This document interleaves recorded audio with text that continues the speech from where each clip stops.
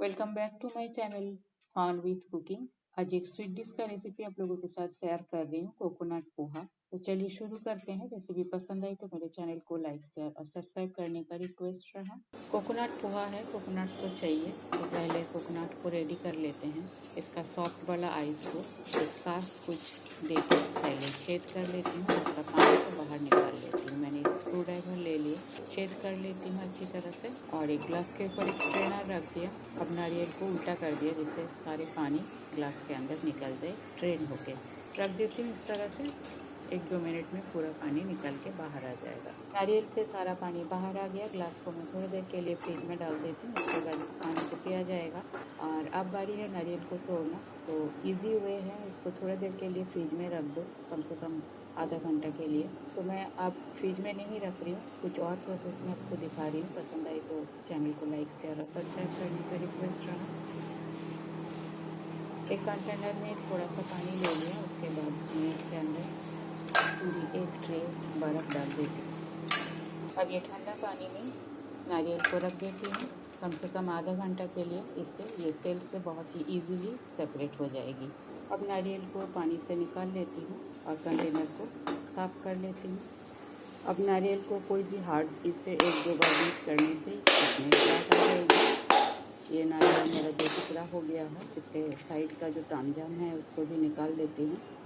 अब चाकू से या चम्मच का पीछे वाला साफ हिस्सा से थोड़ा सा प्रेस करने से ये बहुत आसानी से सेल से सेपरेट हो जाती है। इसका आउटर सेल को पीलर से निकाल लेती हूँ। बिल्कुल साफ सफ़ेद नारियल मुझे मिल जाएगी। दूसरा हिस्सा को भी इसी तरह से कर लेती हूँ। सारे नारियल मैंने सेल से अलग कर लिया, इसे पील भी कर लिया। इसमें इंग्रेडिएंट के हिसाब से और यूज़ होगा इलायची पाउडर, तेज पत्ता, चीनी, थोड़ी सी सौंफ यूज़ करूँगी। आप चाहो तो इसे थोड़ा सा कूट भी सकते हो। मैं यहाँ साबुती यूज़ करूँगी। कंटेनर में थोड़ा सा पानी और ले लिया, गैस को ऑन कर दिया और इसे हल्का सा गर्म करना है। पानी हल्का गर्म हो गया था, गैस बंद कर दिया। अब इसमें साफ़ किया हुआ नारियल को डाल देती हूँ। इस तरह से गर्म पानी में थोड़ी देर के लिए नारियल को डुबो के रखने से इसके अंदर जो सुपरफिशियली ऑयल होता है वो निकल जाते हैं, जिससे आपका कोकोनट पोहा काफ़ी दिन तक रुक जाती है। कच्चा नारियल से डायरेक्टली बनाने से ये 2-3 दिन में इसमें से स्मेल आना शुरू हो जाता है। 10 मिनट के आसपास हो गया है। नारियल को मैं पानी से निकाल लेती हूँ। अब इसे अच्छी तरह से एक ड्राई किचन टॉवल लेके रब करके ड्राई कर लेना है। चाहो तो कुछ देर के लिए इसे फैन के नीचे रख के ड्राई कर लेना। तो सारे नारियल को मैं अच्छी तरह से पहले ड्राई कर लेती हूँ। अब इस ड्राई नारियल को आप चाहो तो ग्रेटर का बड़े वाले हिस्से से इस तरह से ग्रेट कर लें, या आप चाहो तो इसे चाकू से बिल्कुल पतला पतला स्लाइस करके काट भी सकते हो। तो मैं पहले नारियल को छोटे टुकड़े में काट के रेडी कर लेती हूँ। नारियल को मैं छोटे टुकड़े में काट लिया। अब इसको मेज़र कर लेती हूँ। 1 कप हुआ।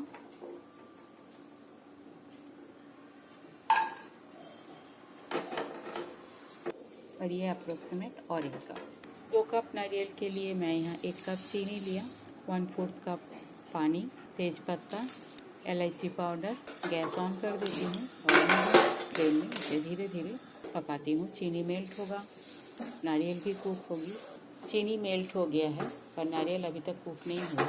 नारियल कुक होने के बाद ये ट्रांसपेरेंट हो जाएगी, इसलिए धीरे धीरे और कुछ देर इसे पकाना है।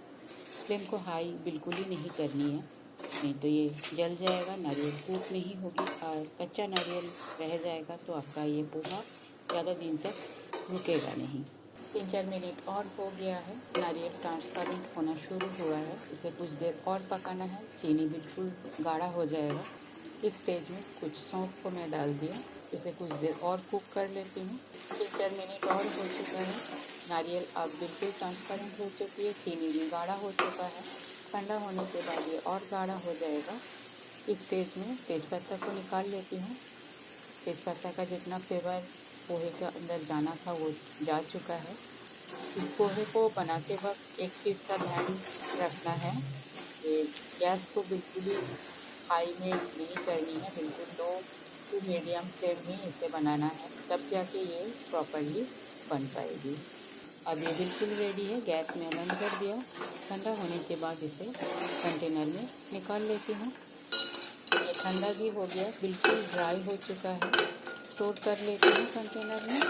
आपको देख के लग रही है पानी में काफ़ी सारा चीनी लगी हुई है, वास्टेज है, पर इसका सॉल्यूशन भी मैं कर लेती हूँ। वास्टेज मेरे किचन में होता ही नहीं है, आई मीन ट्राई करती हूँ ना करने का।